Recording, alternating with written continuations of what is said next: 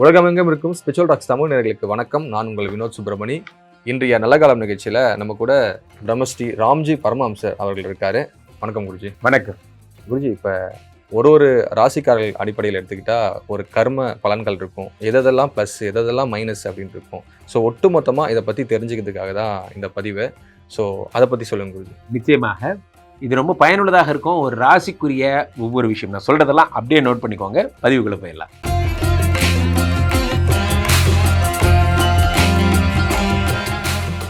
குருஜி, இந்த அரசனை போல் ஆள பிறந்தவர்கள்னு சொல்லுவாங்க. ஒரு அரசனுடைய பலம் பொருந்தியவர்கள் சிம்ம ராசிக்காரர்கள். இந்த சிம்ம ராசிக்காரர்களுக்கு வந்து எப்படிப்பட்டவர்கள், எப்படி இருப்பாங்க லைஃப்ல?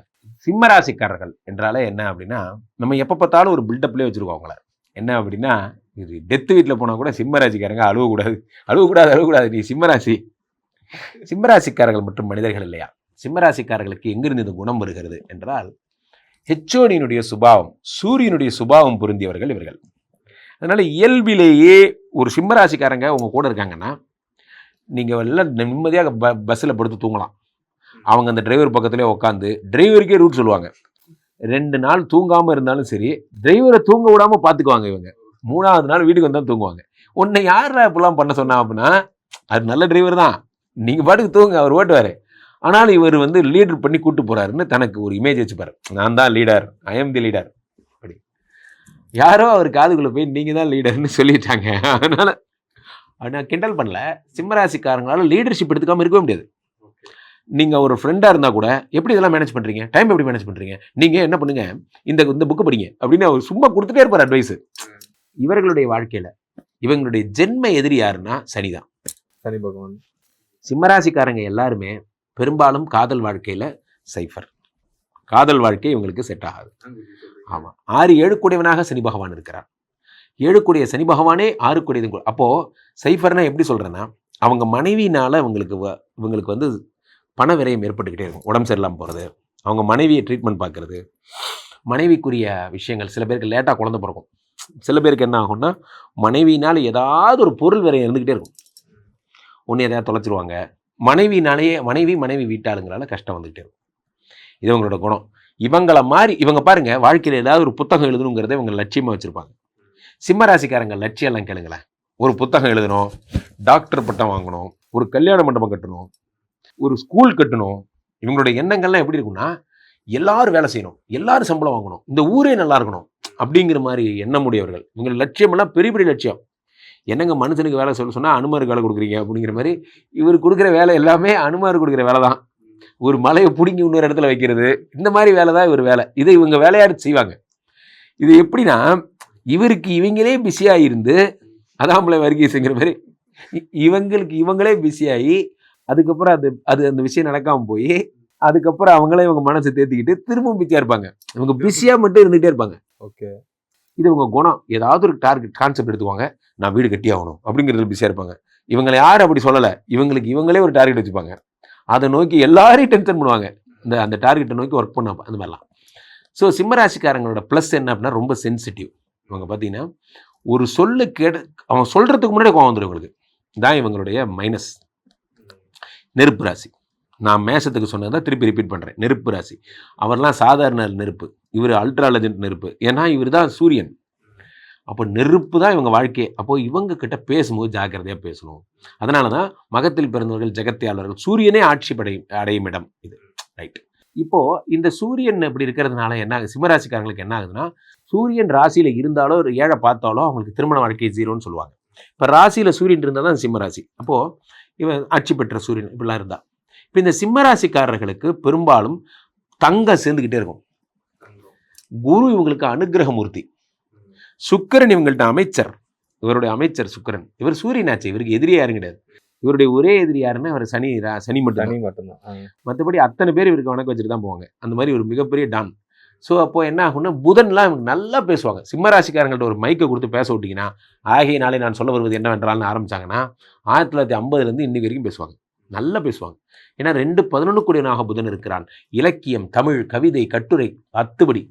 அப்போ நிறைய பெரிய பெரிய ப்ரொஃபஸர்ஸ், புத்திசாலிங்க அத்தனை பேர் சிம்மராசி, சிம்ம லக்னம். ஐடி துறையில் சாதிச்ச அத்தனை பேர், ஆட்டோமொபைல் இண்டஸ்ட்ரி, ஹுண்டாயில் இருந்தேன் சார், ஃபோர்டில் இருந்தேன் சார், நான் வந்து மாருதியில் இருந்தேன், பெரிய பெரிய ஆட்டோமொபைல் இண்டஸ்ட்ரீஸ் டாட்டால இருந்தேன். இவங்க எல்லாம் சிம்மராசி. இவங்க தொடாத துறையே கிடையாது. இவங்க எங்க போனாலும் இவங்க ஜெயிப்பாங்க. காரணம் இவங்க வந்து ஆனால் கடகராசிக்கு சொன்ன அதே தண்டனை இவங்களுக்கு உண்டு. என்னன்னா இவங்க லேண்ட் வாங்கினா நடக்காது, லேண்ட் இவங்களுக்கு ஒட்டாது. லேண்டோ வீடோ சிம்மராசிக்காரங்க அத்தனை பேர் கமெண்ட்ல போடுங்க. இவங்க பேர்ல இருக்கக்கூடாது. இருந்ததுன்னா வித்துருவாங்க. இவங்க எப்படின்னா சின்ன வயசுல லேண்ட் வாங்குவாங்க.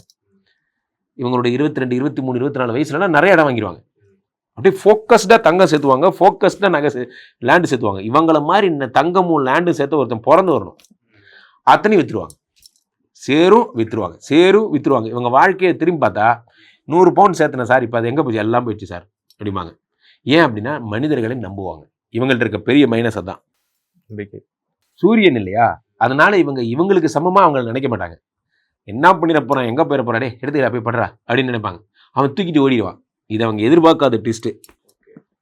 அவங்க லெவலுக்கு இறங்கி போய் அவனை துரத்திலாம் ஃபாலோலாம் பண்ண மாட்டாங்க. அது போயிடுச்சுன்னு நினச்சி விட்டுட்டு அடுத்த வேலையை பார்ப்பாங்க. கம்ப்ளைண்ட் கூட பண்ண மாட்டாங்க. ஓகே குருஜி, இப்போ இவங்களுக்கு வந்து சிம்ம ராசிக்காரர்கள்னாலே எதிர்க்க யாருமே நிற்க முடியாதுன்னு ஒரு கூற்று இருக்கு, சொல்லிட்டே இருப்பாங்க. எப்பயுமே எதிர்க்க ஒரு வீடு இருந்தால் கூட அவங்க கிட்ட வந்து இருக்க மாட்டாங்க, ஓப்பனான இடம் தான் இருக்கும் அப்படின்வாங்க. அது எதனால குருஜி? அது காரணம் என்ன அப்படின்னா சிம்மராசிக்காரர்களுக்கு சனி வந்து ப்ராப்ளங்கிறதுனால மேற்கு திசை, இவங்களுக்கு கிழக்கு பார்த்த வீடு தான் செட் ஆகும். மேற்குல யாரும் இருக்க மாட்டாங்க. மேற்கு பார்த்த வீடு கட்டுறவங்க யாரும் பழைய காலத்தில் இருக்க மாட்டாங்க. எல்லாருமே ஒன்று வடக்கு பார்த்து கட்டுவாங்க, இல்லை கிழக்கு பார்த்து கட்டுவாங்க.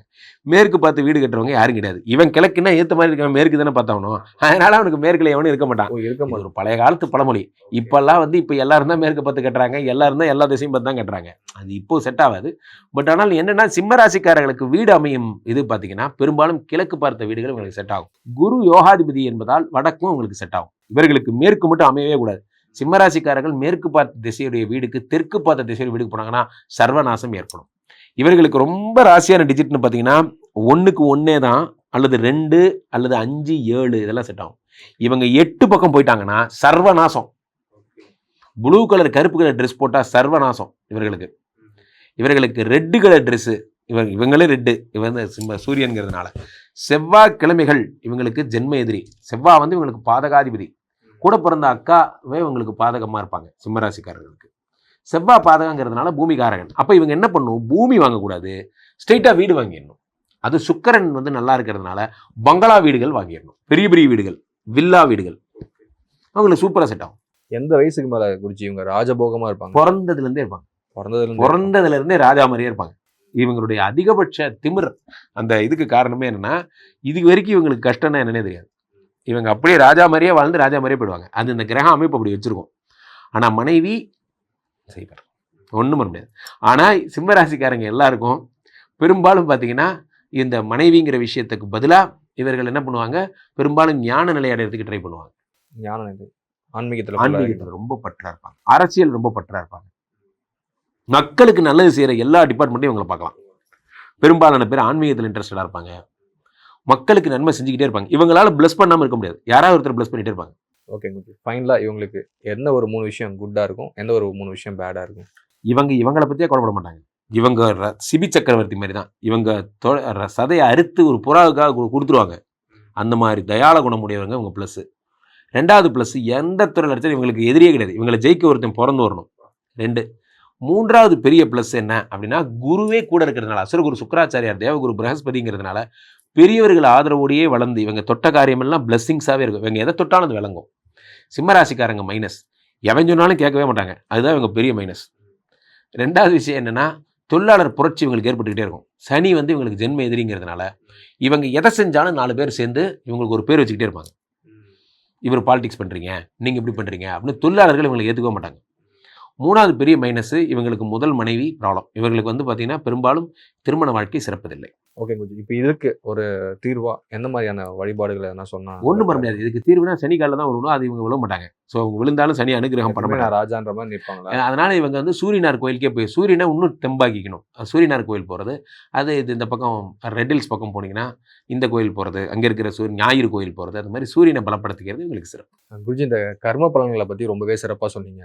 இந்த கர்மாவை வந்துட்டு பொதுவாக சொல்லுவாங்க, விதியை மதியால் வெல்லலாம் அப்படின்னு சொல்லுவாங்க. ஸோ இதனுடைய ரகசியத்தை சொல்லுங்க குருஜி. இந்த கர்மாவை சரி பண்ண என்ன பண்ணலாம்? ஒவ்வொரு ராசிக்காரர்களுக்கும் வினோத் ஒவ்வொரு விதமான விஷயங்கள். இதெல்லாம் ஒரு விஷயம் எதுவுமே ஹிடன் திங்ஸ்னே நம்ம ஜோதிட சாஸ்திரத்தில் எதுவும் இல்லை. ஃபார் எக்ஸாம்பிள், மேஷ ராசிக்காரர்களுக்கு இப்படி இந்த மீனராசிக்காரங்க இப்படி இந்த மாதிரிலாம் நம்ம சொல்கிறோம். ஒருத்தருக்கு தலையில் அடிபடும், இது இவங்களுடைய ஜென்ரல் நேச்சர், இது இவர்களுக்கு இந்த மாதிரி இருக்கும், இது இவங்க ஜென்ரல் நேச்சர் அப்படின்னா அந்த காரியங்களை நம்ம ஈடுபடாமல் இருக்கணும். அதுதான் அதனுடைய நோக்கம். ஃபார் எக்ஸாம்பிள், இந்த ராசிக்கு இந்த பாதகாதிபதியை நம்ம சொல்கிறோம் அப்படின்னா அதுக்குரிய செயல்களில் நம்ம இறங்காமல் இருக்கணும். அதுதான் விதியை மெதியால் வெல்றதுங்கிறது. இப்போ ஒரு உதாரணத்துக்கு சொன்னால், ஒரு தம்பதிகள் பிரிஞ்சிருக்கணுங்கிறது விதி. இப்போது நம்ம மீனோ, மிதுனோ, கன்னி, தனுசு சொல்கிறோம். இவர்களுக்கு டைவர்ஸ் ஆகணுங்கிறது விதி என்றால் அது அப்படியே நடக்குமானா கிடையாது. ஒரு நீதிபதி இருக்காருன்னா அந்த நீதிபதி குற்றவாளிக்கு எப்படி தண்டனை கொடுக்குறாரு? இப்போது மரண தண்டனை கொடுக்குற நீதிபதியும் இருக்கார். அதே நீதிபதி அதே குற்ற செயலுக்கு 6 மாத சிறை தண்டனை கொடுக்குறது இருக்குது. ஏன்னா குற்றத்தினுடைய அடிப்படையில் அதனுடைய தன்மையை பார்த்து தான் இவங்க வந்து தண்டனை கொடுக்குறாங்க. உச்சக்கட்ட தண்டனையா சாதாரண தண்டனையான்னு. தண்டனைகள் மாறுபடுவது எதனா இந்த இன்டென்சிட்டியை பேஸ் பண்ணி. அங்கே தான் இங்கே இருக்கு ட்ரிக்கே. ஜோதிட சாஸ்திரம் சொல்லிடும் 7 குடைவன் விதி வந்து பாதகாதிபதி டைவர்ஸ் ஆகிடும்னு சொல்லிடும். ஆனால் கடவுள் என்ன செய்கிறார்? உங்களுடைய நற்குணத்தின் அடிப்படையில் உனக்கு என்ன பிரிக்கணும் அவ்வளோதானே, ஃபாரின் அனுப்பிவிட்டுருப்போம் என்று சொல்லி பிரித்து வச்சிடறாரு. அது கூட பிரிவின் ஒரு பகுதி தான், டைவர்ஸ் மாதிரி தான். இவங்களும் பாட்டிலேயே லவ் பண்ணுவாங்க, சாங்கிலேயே லவ் பண்ணுவாங்க, பிரிஞ்சு தான் இருக்காங்க. ஆனால் அதுக்கு பேர் டைவர்ஸ் கிடையாது, அதுக்கு பேர் வெறும் பிரிவு. அப்போது ஒரு தண்டனையை சிம்பிளிஃபை பண்ண கடவுளால் முடியும். அப்போ நீங்கள் கர்ம பலன்னா என்னன்னா, நமக்குரிய யோகாதிபதி யாரு? இப்போது ஒரு ராசிக்கு யோகாதிபதினு இருப்பாங்கல்ல, அவங்கள நீங்கள் நிறைய வழிபடுறதன் மூலம் என்ன ஆகும் அப்படின்னா, கடவுளுடைய அருகில் நீங்கள் செல்லுகிறீர்கள். நமக்கு நன்மை பயக்கும் கிரகங்களை எல்லாம் நமக்கு நன்மை பயக்கும் கிரகங்களை அதிகமாக தொடுவதன் மூலம் நிறைய ஆன்டிபயோட்டிக் எடுத்துக்கிற மாதிரி கிருமி நம்ம பக்கம் வராது.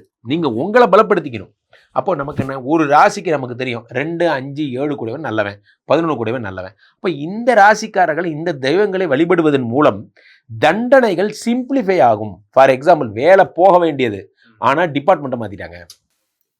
இப்படி வந்த கத்தி அப்படி மாறிடுச்சு, கன்வெர்ட் ஆயிடுச்சு. அதுதான் கடவுளோட ட்ரிக்கு. கடவுள் நினைச்சா தண்டனையை கன்வெர்ட் பண்ணி மாற்ற முடியும். அது அவருக்கு தண்டனை தான். குவாலிட்டியில் இருந்தவர் ப்ரொடக்ஷனில் போய் கஷ்டப்பட போகிறாரு. ப்ரொடக்ஷனை பற்றி அவருக்கு ஒன்றுமே தெரியாது. எல்லாரும் ரேக்கிங் பண்ணுவாங்க, டீம் மெம்பர்ஸ்லாம். அந்த ரேக்கிங்கை தாண்டிட்டு அந்த இடத்துல அவர் பெர்ஃபார்ம் பண்ணி ஆகணும். அது ஒரு தண்டனை தான். இதுக்கு அவன் வேலையை விட்டே போயிடலாம். ஆனால் வேலை போகாமல் இந்த தண்டனை கன்வெர்ட் பண்ணார். ஏன்னா அவன் நல்லவங்கிற ஒரு பாயிண்ட்டுக்காக. அப்போ நாம் செய்ய வேண்டியது என்னவென்றால், யோக கிரகங்களை நம்ம ஆக்டிவேட் பண்ணிக்கிட்டால் நமக்கு என்ன ஆகும்? தண்டனைகள் சிம்பிளிஃபை ஆகும். மற்றபடி இவங்க சொல்கிற மாதிரி இந்த கலர் ட்ரெஸ் போட்டுக்கோங்க, இந்த கலர் பூவை அணிஞ்சுக்கோங்க, இதெல்லாம் பண்ணால் கிரகங்களை கன்வெர்ட் பண்ணுறது அப்படிலாம் கிடையாது. நமக்குன்னு யோகம் செய்கிறவங்க இருக்காங்கல்ல, அவங்கள நம்ம நிறைய சக்தியாக வச்சுக்கிட்டா. இப்போது ஒன்றும் இல்லை வினோத், சிம்பிளாக சொல்கிறதா இருந்தால், எனக்கு பாட்டு வராது, எனக்கு எனக்கு வந்து ஓவியம் வராது, எனக்கு இதெல்லாம் வராது, இதெல்லாம் என் வீக்னஸ். ஆனால் எனக்கு பேச்சு வரும், எனக்கு பலம்னு ஒன்று இருக்கும்ல, அந்த பலத்தெல்லாம் ஆக்டிவேட் பண்ணால் அந்த ரூட்டில் பொழைச்சிட்டு போயிடுறேன். நான் ஏன் வராததை பற்றி கவலை பண்ணணும்? வர்றதை வச்சு பொழைச்சிக்கிறேன்.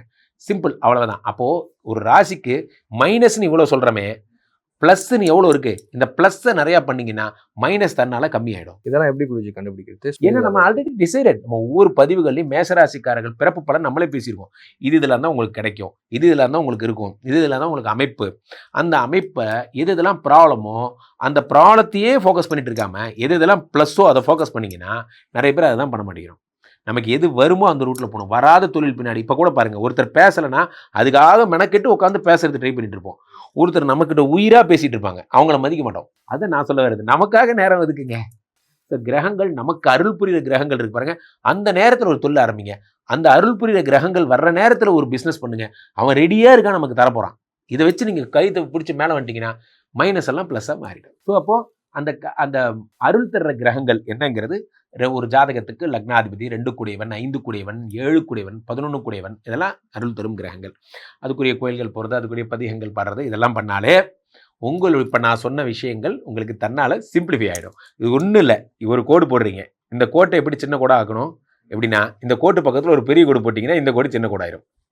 இது என் ராசியில் இருக்கிற ப்ராப்ளம். இந்த பக்கத்திலேயே நான் நிறைய நல்லது பண்ணிட்டேன்னா இந்த ப்ராப்ளம் சின்னதாயிரும், இது பெருசாயிடும். அவ்வளோதான், சிம்பிள். ஓகேங்க. இப்போ உங்களை தொடர்பு கொள்ளணும், நம்மளுடைய ஆடியன்ஸ் வந்து எப்படி தொடர்பு கொள்ளலாம்? நம்மளுடைய நேயர்கள் பொறுத்த வரைக்கும் என்னை தொடர்பு கொள்ள கீழே போயிட்டு இருக்க இந்த 2 நம்பரை கூப்பிடுங்க.